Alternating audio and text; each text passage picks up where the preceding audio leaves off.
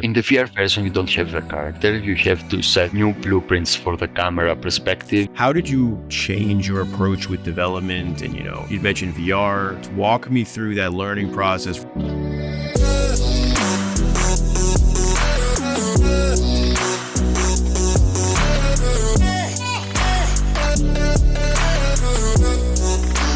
When you decided to take the first game you made, The Shore, and then you ported it, I would say, or you remade it essentially for VR. Walk me through that process and the decision making behind it, where you took that game, you ported it to VR, and then kind of the results you got. When we released the standard version, people came to the social media, to Discord, and said, why don't you make it into a VR version? It will look amazing. Yeah. So it was mostly like a fan service. It was not in our target to make a VR version because we know the difficulties it has when making a VR title. As a first game, it's very difficult because there is a lot of VR headsets that you have to implement the blueprints to work for each headset. Yeah. So there's a big difficulty there. There's an amount of different VR headsets that your game must be compatible with. That's the main difficult part. And when you make some blueprints, some codes and stuff, it may work for Oculus, for example, and may not work for another VR headset. That's when problems start to appear. You can't just take the game you have and port it over as a VR title. I mean, the planes you're working with are different. Like, it's not just 3D, it's almost like a 4D effect at that point, right? So how difficult was something like that? Are you almost like remaking the game because of that, or how does that work? The first thing you do is everything in the game is made with blueprints. Let's say you have your character. In the VR version, you don't have a character. You have to set new blueprints for the camera perspective. Everything has to be made differently. It's like a remade version of the standard version. We take the base core of the game and we change everything so it can run inside the VR. It's a very different process, but it's almost the same because it works with blueprints again. I never realized there was that many different headsets, to be honest. Was that like something that you guys kind of didn't realize until you jumped into it, and then you're like, holy shit, there's tons of these things? Like, what was that? Yeah, because we had a really difficult time making the VR version work perfectly because there are a lot of issues that I mentioned before with different VR headsets. That was the main problem for us. We are two people making games. I take the part of 3D character modeling, everything that has to do with visuals, and my programmer takes all the programming. And for him, it was really, really frustrating to make it into the VR version. It's something he never done before. So when we jumped into the VR version, it was like very difficult for us to achieve it. But the turnaround too was impressive. I mean, it's a year apart from each other, especially with The Shore being your first game. Yeah, I remember my programmer, he had to take rest for a month or so after we finished making the VR. I'm sure. Because, he was super dizzy all the time and stuff like that. Imagine working 8 hours a day with a VR headset on your face all day. I can't even imagine. And when we launched the game, we already exhausted. And then we had to cover up with updates because there are different issues on different headsets. And when we fixed these issues, different issues appeared on the different headsets. Yeah. So with this game, it came out in early access in April. It's had largely positive reviews. At this point right now, you guys are still in early access. You're rolling out updates regularly. This game is still in its own evolution as you're kind of pushing it towards like a full release. So with that in mind, taking the lessons you've learned from The Shore and its VR version and then moving them into this title, how did you change your approach with development? And, you'd mentioned VR. Walk me through that learning process from your first two games to this one and how you kind of evolved with this title. What we learned from the other games is like keep updating the game till it becomes super satisfied for the gamer. Yeah. So that's what we follow at this moment. We want to bring the game to its full potential. So you've released 3 games in the course of what, 2.5-ish years, like just over 3 years. There's 2 of you on your team. That is a very impressive feat, seeing as a lot of indie developers use a 3-year lifespan for one game or longer or just under 3. So, I mean, for you guys, that's a lot of volume. I'm curious on your mindset as you approach that and how you achieve that. Did you guys have a background in development prior to this, or did you just kind of dive into it? We didn't have a concept, we will make everything based on that.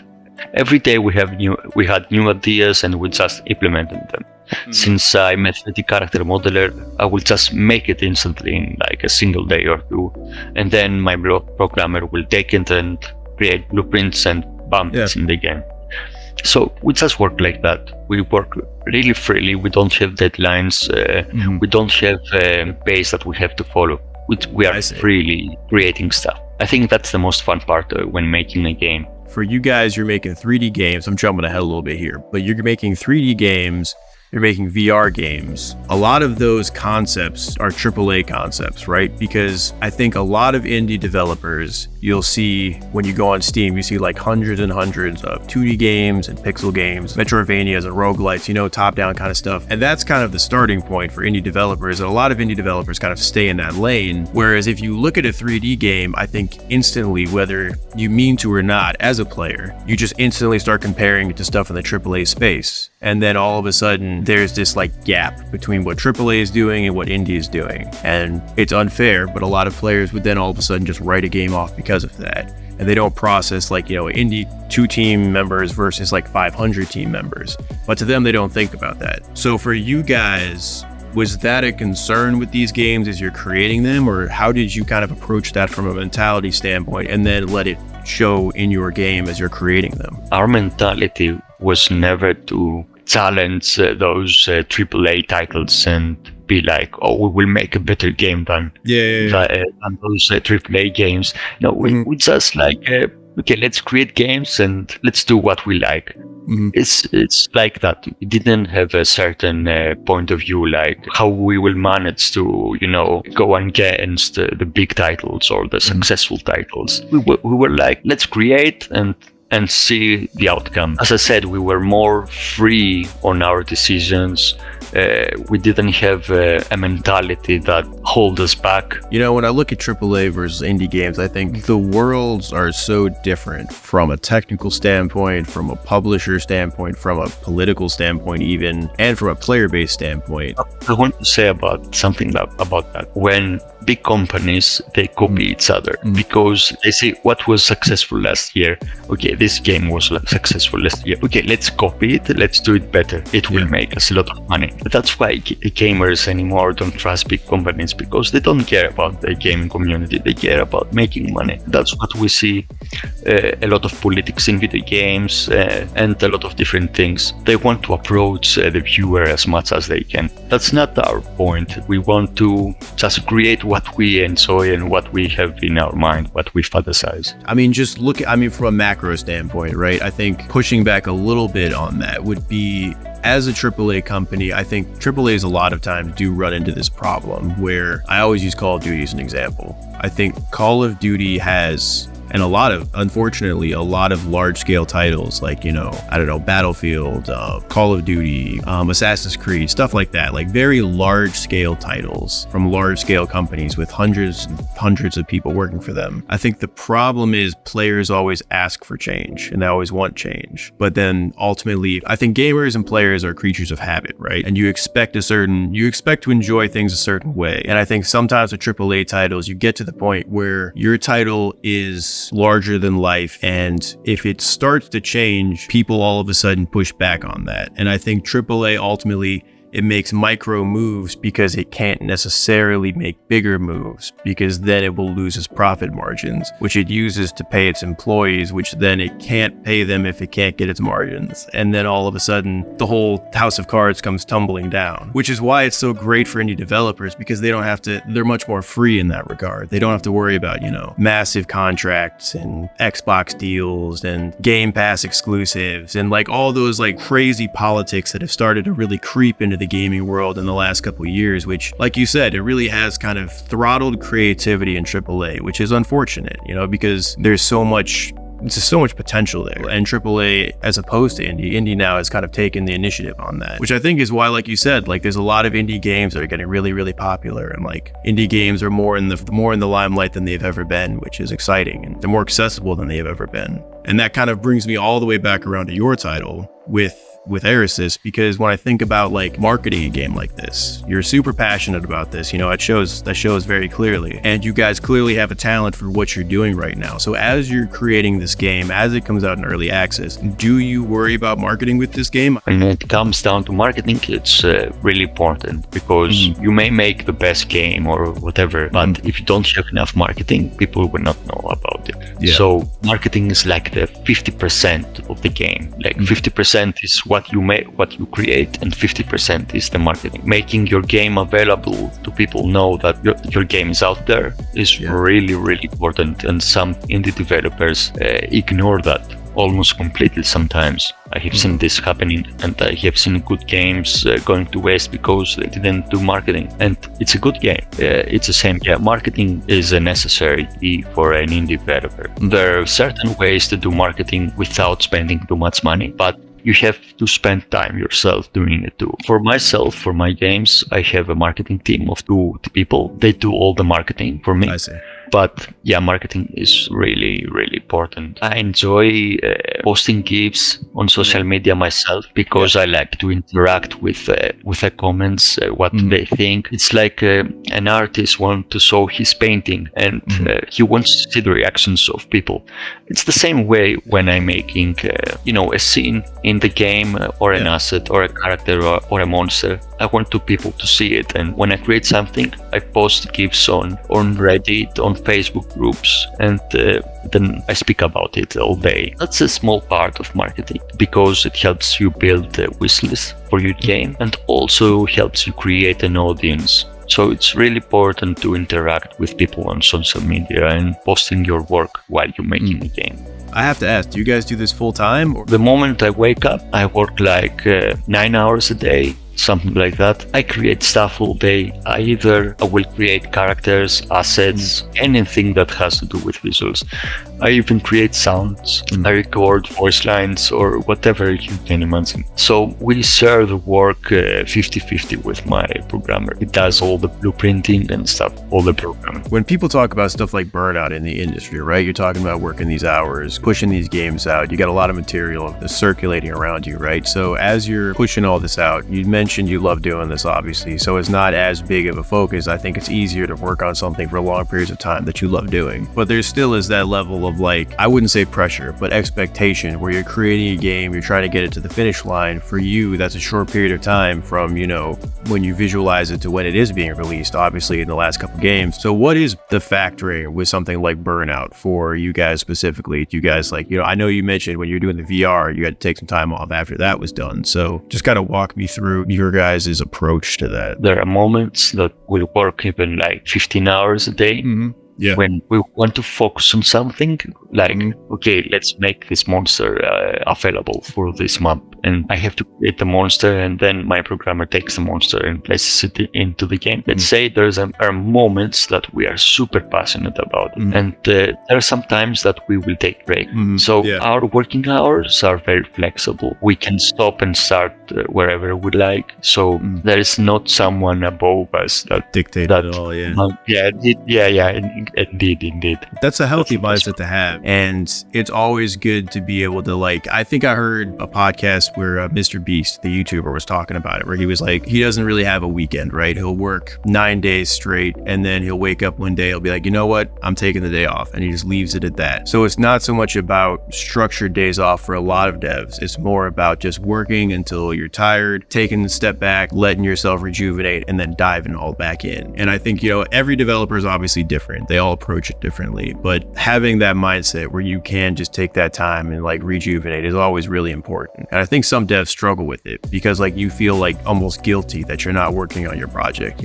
I've heard a lot of devs say that. It's exactly like that. For example, I live with my wife, and sometimes she's like, you are sitting too many hours a day. Let's go for a coffee or something. Let's have a break. And it's really helpful in the end of the day because when I come back, I have more new ideas to implement.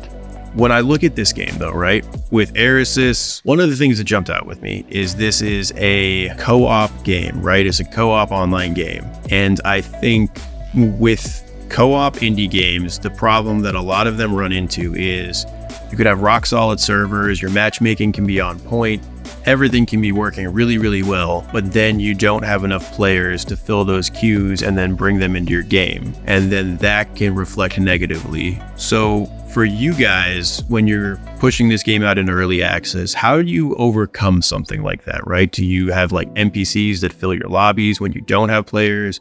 Do you just like do a really huge push where you're trying to market the hell out of this game? Like how do you get past that, right?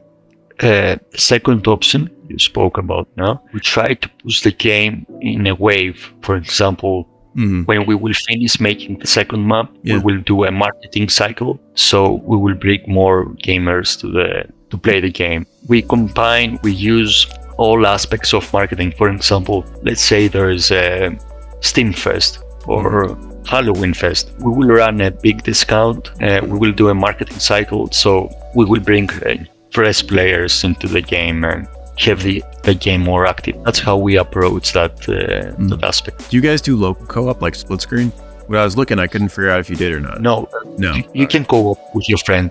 Yeah. No split screen. Where is your biggest player base? Is it North America or the Americas? You have a large European player base? You have like Asian player base? Where do you see this game and your past games being the most successful at?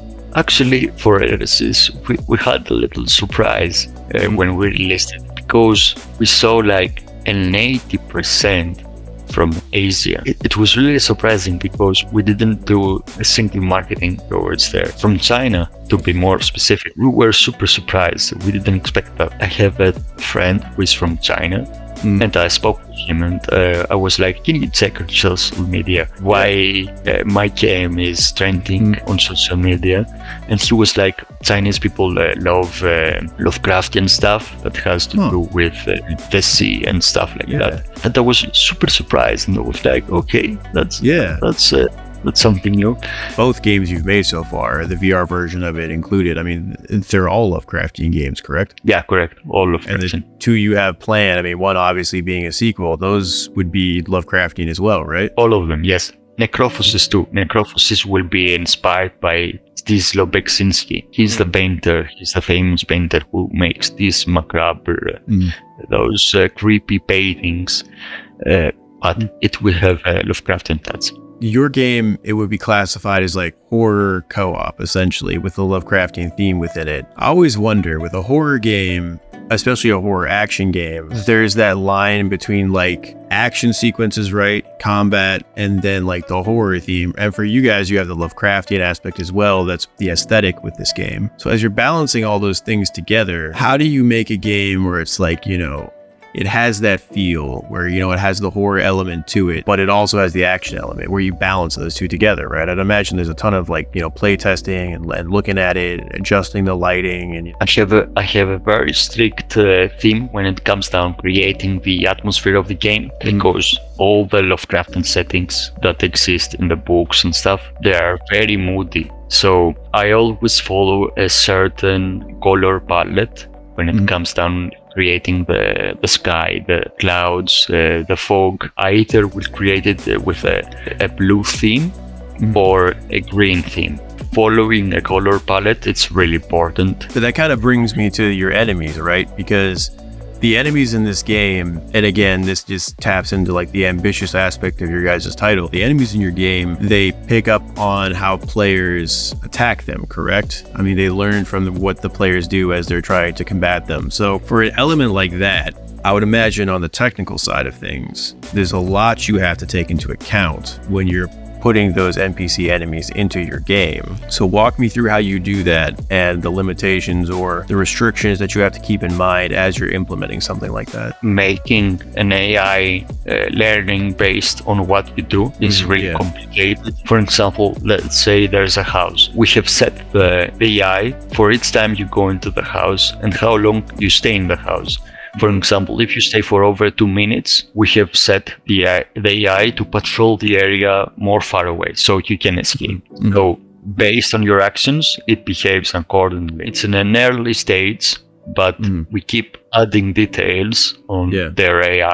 So as we progress into the game, we test always new things, and the AI behaves based on your actions. So there are many factors that triggers its actions. That's how we approach the AI, but it's still in an early phase. So I'd imagine your AI is only as smart as the amount of triggers you can put into it, right? And players are always super unpredictable. So like you said, you have to constantly make those updates as they do different things.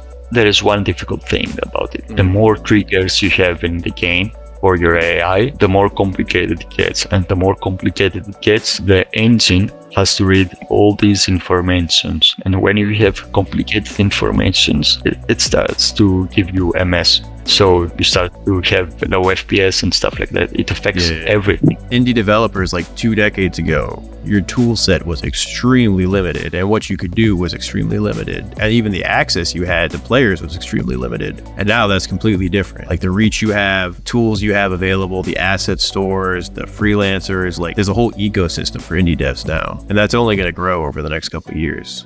I can see that there's a big difference between 2 years and now.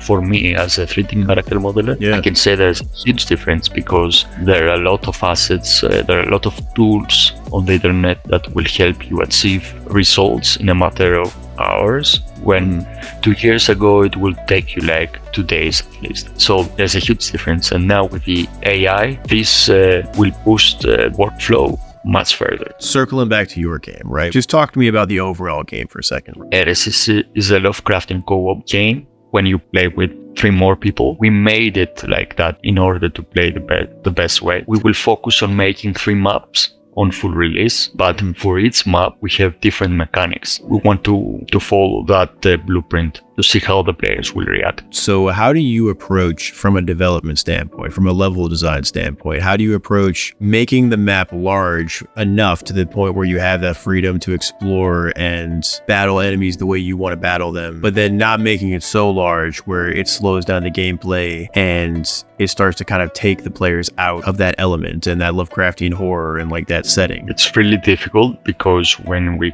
created the first map, it was too large. We countered that by making random events and stuff like that in certain places. We had to add more gameplay in order to fill the gaps, running from one point to another. But based on the community, we added stuff. What is the roadmap moving into 2024? Like, we're getting close to that end point of this year. Next year, I'm sure you have patches in mind, but then you're already you've got your sights set on the next 2 games as well. So how do you divvy all of that up, and what does that roadmap look like? By the end of this year, we go full release. We hope so.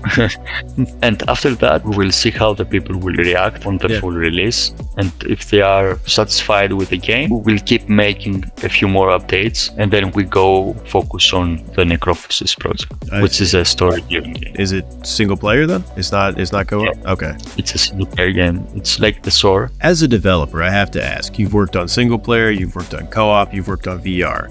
I know VR isn't one of your favorites to work on. So between co-op and single player, is it fair to say that you enjoy working single player a little bit more? That's true. It's more creatively enjoyable because I want to express what I have in mind. So it's more like a story. And through that story, I will create different scenes, different monsters, different events. It's more enjoyable. The co-op games, the Eresys, is more complicated. It's more difficult to make because you have to deal with multiplayer aspect. So right now, a lot of development teams, they're not in person anymore. A lot of them anyway. They'll work remote, they'll work through Discord. Some of them are states away, some of them are countries away, some of them are continents away. For you guys, is your programmer in Greece? Do you guys meet up and you do stuff in person, or are you guys just full remote, talking through Discord? How does that dynamic work for you guys? Well, he's from Spain. He's working from Spain. So nice. He works from Spain. And I work from my place. We never, the funny thing is, we never met each other in person. We were about to meet this summer, but because due to my wedding, I will get married in 1 month. We had a lot of stuff to prepare. Thank you. We had a lot of stuff to prepare, so we scheduled it for this winter. So we will meet in person this winter. That's exciting. We are working every day together since the beginning of the SOAR to now, and we never have met. So we speak through Discord every day. We are active, but most likely we just chat. We don't use camera or microphones or whatever.